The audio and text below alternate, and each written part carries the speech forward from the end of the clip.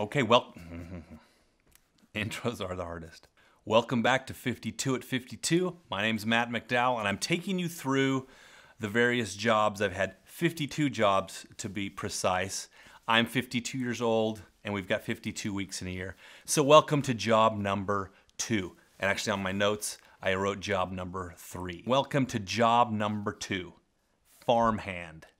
This is probably the oldest profession we got going, even older than the other one that you're thinking of. I was showing job number 1 to my wife of 20 years, and she looks at me and she goes, "Is that really true? Did you really do that?" Now, if my wife of 20 years, who's probably heard every single one of my stories, is saying, "Did I really do that?" I feel like it's necessary at this point to say, all the stories that you're going to hear are true. If I do fib a little bit, I will let you know. I was a farmhand. I was 12 years old and I worked for my neighbors. They lived across the street. My brothers before me, I've got 3 brothers, and they all worked for our neighbors across the street. They worked on an almond ranch. And for those of you who don't know what an almond ranch is, it's really an almond orchard. And I'm not sure why we call them almonds. I've never heard anyone else call them almonds except for people who grow them. There's a joke about that, is when they're on the tree, they're called almonds. But to get them off the tree, you have to knock the L out of them. I know, puns. 12 years old, very excited to have this job. Honest day's work, honest, boom, you knew what you were gonna do. It wasn't some sort of crazy, I wonder what's gonna happen kind of thing. I measure all the other jobs I've had to this one. And nothing has really measured up as far as outright misery, boredom, and bad pay. I got $1.50 an hour. That's $12 a day.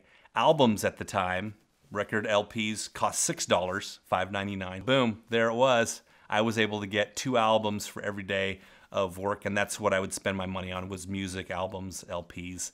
But I was particularly obsessed with The Who's Tommy, the rock opera. And I had that thing down. And one day at work, I was like, you know what? This is kind of slow here. I'm moving sprinkler pipe. I'm going to sing the entire rock opera of Tommy. And I did that every day for a week. So you think 21 is gonna be a good year. What about the boy? Anyway, I did that whole thing. I was really into Maggie's Farm by Bob Dylan at the time. Now, I asked for a raise after like a week or two to $2. And they said, well, you know what? We're not even really supposed to be hiring you because you're underage, you're 12. So we're just gonna continue to pay you the $1.50. I know we're breaking the law, and because of that, we're gonna pay you less. Don't criminals usually make more for breaking the law? Not really a criminal. I guess child labor laws, yeah. My first job out at the ranch was, there was this huller. Now, the almonds, they have a hull, a crispy hull around them, and then they have the shell, and then they've got the nice little nut. And they had these things called hullers, and it was basically plates that would run back and forth like this, and they would chop the hulls off. And they had this old rusty huller, and he's like, I want you to clean it up, and I'm gonna paint it, and I'm gonna sell it. And they handed me some sandpaper and a steel wire brush. And I would crawl around that thing and scrub off the rust. It was big, it's about the size of a semi-truck trailer. Maybe not that quite that big, half the size of that. In the summers, we would move sprinkler pipe. 2 ways to haul the sprinklers. One was with the tractor, and the other way was by hand. With the tractors, once it was all set up and you had the water turned on, you had to do this thing called running the lines, and you'd have to run along and see if there were any plugged lines. So you take a little piece of wire with you, and if there was any plugged sprinklers, you'd put those in the plugged sprinklers. If there was any big leak, you would move the pipe from one side to the other, and there was a rubber gasket and a spring, and then that would seal up the leak. It's 6 o'clock in the morning and you're just drenched. Tennis shoes were just wet and your socks were wet. If you're doing the hand moves, you wouldn't get wet, but your hands would be covered with mosquitoes. I mean, when I say covered, I mean literally covered with mosquitoes. Because there's water, standing water all night. Mosquito's best friend. And then in the afternoon, you'd fill gopher holes. Just drive around with the tractor and fill up gopher holes. Or there would be limbs that had fallen down, and you'd tie them up to the tractor and you'd drag them over to the brush pile. If it was hot, a lot of times it was 110 out there. But the gopher holes was kind of like busy work, because you'd go back later and the gophers were all just had dug up the stuff I don't know why I was doing gopher holes, whatever. Now the way you harvest an almond is they have this big machine called a shaker. It shook. Here's your tree. And it would come up and you'd grab it, and then it would just flying down onto the ground. Tires all had these brushes, brush all of the almonds out so that the tires wouldn't crush it, was I would be on the riding rake. And a riding rake was this thing about the size of this table, I don't know, 8, 10 feet. And it had this big brush. And I don't know if it was called windrow, like W-I-N, or windrow, because no one would ever spell it. Do that windrow. Go out and make some windrows. Make the windrows in the old orchard, or make the windrows in the new orchard. The bosses would tell you, because they knew their property, right? And they'll tell you, go out there by the new orchard. And there's all these old trees. And I was like, this is the new orchard? You got the shaker, the riding rake, and then they would go into windrows, and then they had this machine called the pickup machine, and guess what it would do? It would pick up the almonds. Put them through, it would kind of blow some of the leaves and junk out, and they would put them into these bins, these big trailers. I'd hook the trailer up to a tractor, and I'd drive it in to this place called the Stoner Room. Contrary to what you might imagine, it wasn't a bunch of dudes getting stoned. It was one Mexican dude hanging out in this room. There was this big pit. You have to back up this trailer onto these two 2x12s over this pit, pull a lever, and then all the almonds would fall out of the bottom of the trailer. And so in the stoner room, they would get rid of the stones, and then it would go on for more processing, huller, as mentioned before. It would start around August, late August, Halloween-ish, October, kind of basically through September. And if you know anything about 12-year-old and 13-year-old boys, we go to school in September. At 4 o'clock, I would get picked up by the boss's wife, Gina, and she would pick me up in a kind of teal blue Cadillac Eldorado with white interior. She'd drive me the half hour out to the almond ranch. And so there I am, this 12-year-old kid in this big old honking Cadillac getting, chauffeured to my job, my $1.50 an hour job. By that time I was making $2.10. And I'd work from 4 till 9. Was harvest. You'd work till about 9 o'clock at night. Riding rake, windrow, boom, boom, boom, boom, boom, boom, boom, boom, boom, boom, boom. But I didn't think anything of oh yeah, I'm going to work in a Cadillac, whatever. The ranch was a half an hour from my house. I'd always get a ride from the bosses. Basically, you had an hour of them complaining about prices of everything. If farmers, right? Farmers, they have no paucity of things to complain about. I'll work for you, but do I really have to listen to you complain about how much you hate paying me? So we got summer and we got fall, and then in the winter, I would work there on Saturdays, and it was pruning season. And so they have these crews come in and they would prune everything, and my job was to pick up the really big stuff, and I would stack it by the tree, and then I would also pick up all the little tiny sticks. We called this, oddly enough, picking up sticks.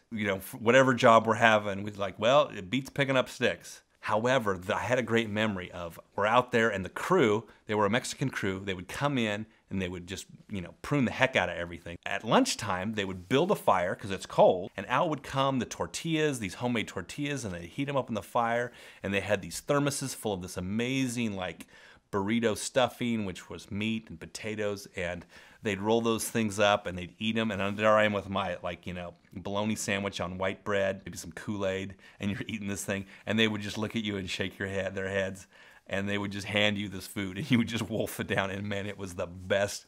It was the best Mexican food I have ever had. In the spring, we would pick up roots because they'd plowed, they'd gotten rid of a bunch of trees, and you would dream of the days when you were just picking up sticks, because sticks, you just pull them up. But a root, you'd have to pull, and sometimes you'd have to get a tractor, and then it was just beautiful in the spring. The almond blossoms would come out, and it was something to see. Just gorgeous. The ranch was nestled in next to the Buttes, and the Buttes, for you, those of you who are interested, is the smallest mountain range in the world. Some other things we did there on the farm as a farmhand is the boss had beehives. Scrape wax out of them, and you'd paint them, and you'd rewire the things in them. I worked at that job for 2 years as a farmhand, and then later on, when I was a little bit older, I worked in the prunes. Now the difference between a fruit and a nut is a fruit, you've got a small window when you have got to get that stuff in, whereas with those almonds, it's a much bigger window.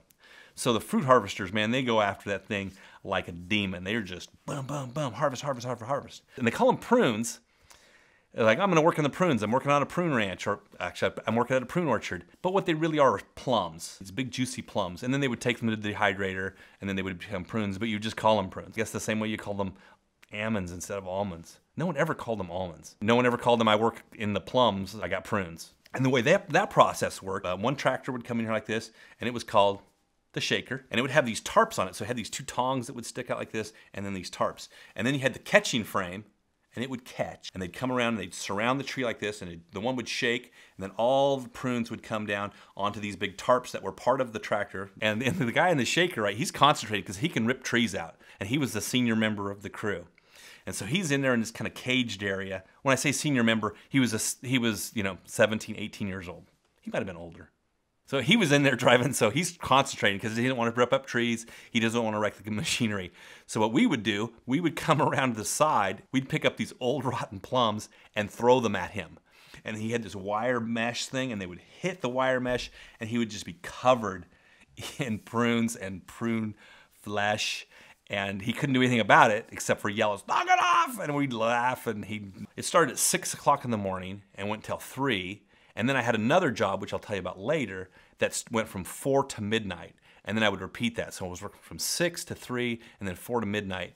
Luckily, I only did that for a couple weeks because, man, that was super, super tiring. One of the benefits of working on a farm is when I went to the big city, Los Angeles, went to UCLA, I was like the only kid who'd ever driven a tractor. I was some sort of throwback to the Depression era when everyone, had a tractor and a goat, and it was like these city kids who didn't know anything about food. In the last 5 years, the percentage of farmers has declined like something like 4%, 4 or 5% in 5 years. No more new farmers. Historically, 90% of the population were farmers. And today, 3% of the population are farmers.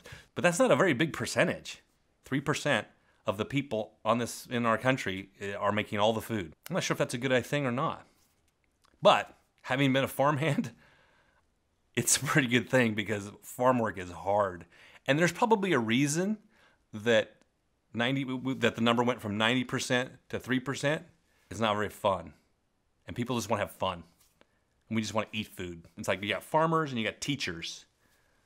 But nobody really wants to be a farmer or a teacher, even though those are the things that we need. No one wants to do the things that we need. Everyone just wants to be rock stars and movie stars. Maybe me too. No, I was a farmer. A farmhand.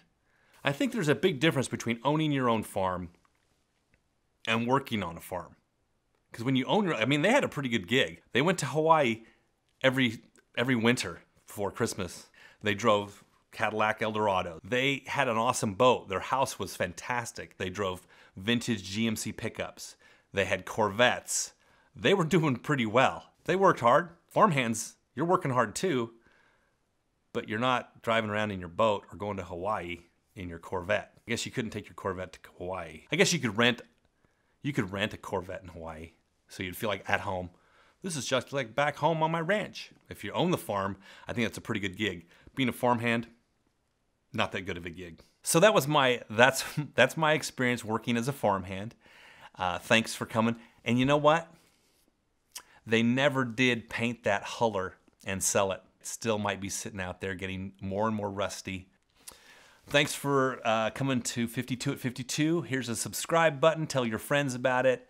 I hope you enjoyed this week's episode, job number 2, farmhand, and we'll see you next week. Thanks. Man, I can talk.